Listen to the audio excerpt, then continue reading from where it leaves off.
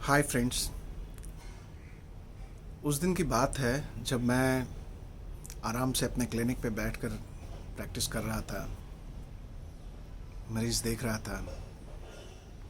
तो मेरे पास फ़ोन आता है, पंकज सर। बोले यस। तो सर मैं दुर्गापुर से बोल रही हूँ। मैंने बोला हाँ बताओ। तो सर मुझे कहीं से पता चला है कि आप वेट लॉस करते हो। मैंने बोला हाँ बिल्कुल करता हूँ, बताओ। तो सर मुझे वेट लॉस करवाना है। मैंने पूछा क्या हो गया, कितना वेट है। तो उसने वेट बताया। मैंने सारी जो जानकारी होती है, बेसिक जानकारी मैंने ली।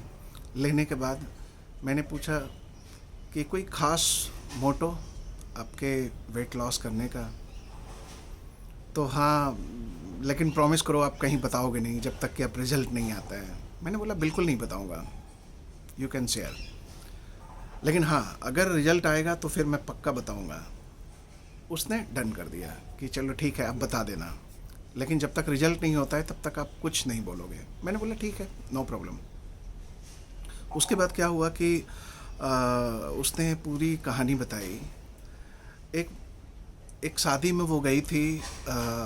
होता है ना कि शादी में जाते हैं तो जनरली लड़के लड़कियों को देखते हैं, लड़कियां लड़कों को देखते हैं, और कुछ ऐसे भी होते हैं जो न्यूट्रल होते हैं, कुछ नहीं देखते हैं। तो ये वो वाले थे जो लड़कों को देखते थे, और लड़के वो वाले थे जो लड़कियों को देखते थे। उन दोनों का मिलन हो गया। मिलन हुआ, दोनों एक दूसरे के साथ कंफर्टेबल फील करने लगे, और दोनों का नंबर एक्सचेंज हुआ। फिर शादी में जैसे विदाई होती है वैसे विदाई विदाई हो गई। तो इन दोनों भी अपने अपने घर चले गए। बट फ़ोन नंबर रहने के कारण से दोनों एक दूसरे के कांटेक्ट में थे। ये कांटेक्ट में धीरे धीरे धीरे धीरे कब ये प्यार में बदल गया पता नहीं। और उसके बाद जब उसने बताया कि उसके बाद हम लोगों ने डिसाइड किया कि हम लोगों को थोड़ा और आगे बढ़ना चाहिए, कुछ और करना चाहिए इससे आगे।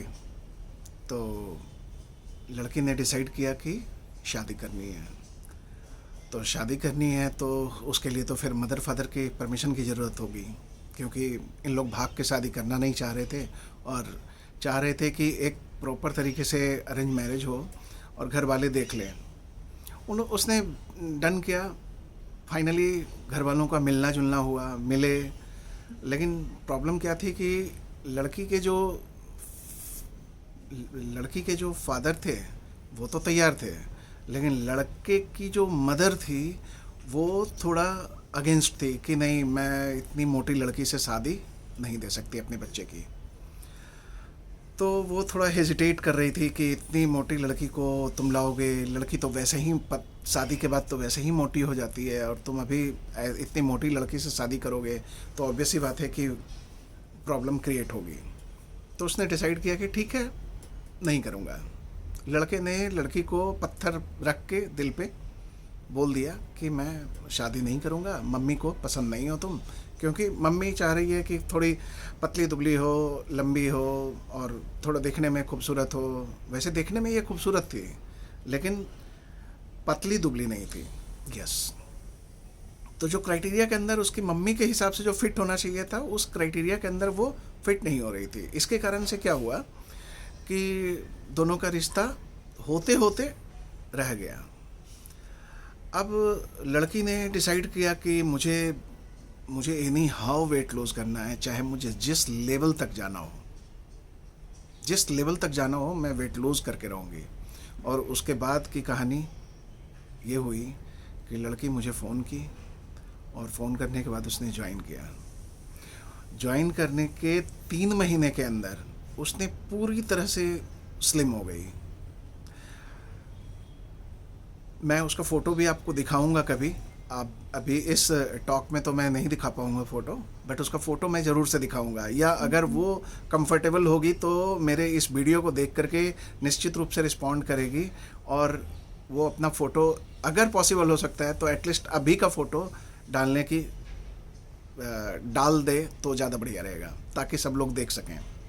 और उसके बाद फाइनली फिर डिसाइड हुआ कि चलो ठीक है, मम्मा को फिर से दिखाते हैं। लड़के ने बोला कि मैं मदर को फिर से एक बार काउंसलिंग करता हूँ, अगर मदर मान जाती है तो ठीक है, फिर एक बार फिर से दोबारा देखते हैं। फाइनली वही हुआ कि दोनों एक दूसरे को फिर से देखे। मदर देखी तो इस बार तो मदर बिल्कुल लट्टू हो गई उस पर कि इतनी खूबसूरत है, मैं कैसे छोड़ दी थी इसको। उनको बहुत अफसोस हो रहा था। फिर फाइनली जो है उन्होंने शादी के लिए हाँ कर दी, और अभी नवंबर में उनकी शादी हुई है। और इस तरीके से मेरा दो चीज़ हुआ।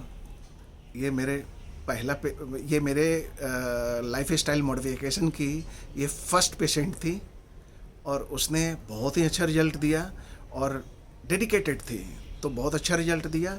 और दूसरा चीज़ है कि मैंने अपने लाइफ की जो शुरुआत की, अपने इस कैरियर की जो शुरुआत की, वो एक ऐसे लड़की के साथ की जो हाईली मोटिवेटेड थी। और मैं ये मानता हूँ कि ये स्टोरी आपको बिल्कुल रियल स्टोरी है।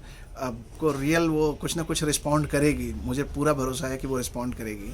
तो आप देखना, आप उनके फेसबुक पे जाके देखना कि किस तरीके से वो पहले किस तरीके से थी और अभी किस तरीके से है। You will understand the thing. So आज के लिए बस इतना ही। मैं हमेशा कुछ ना कुछ नई स्टोरी लेके आऊँगा जो मेरे लाइफ से रिलेटेड हो, मेरे बिजनेस से रिलेटेड हो, कुछ अच्छी स्टोरी, कुछ जो मेरे साथ बुरी हुई है उसके बारे में। तो आज के लिए बस इतना ही। Thank you.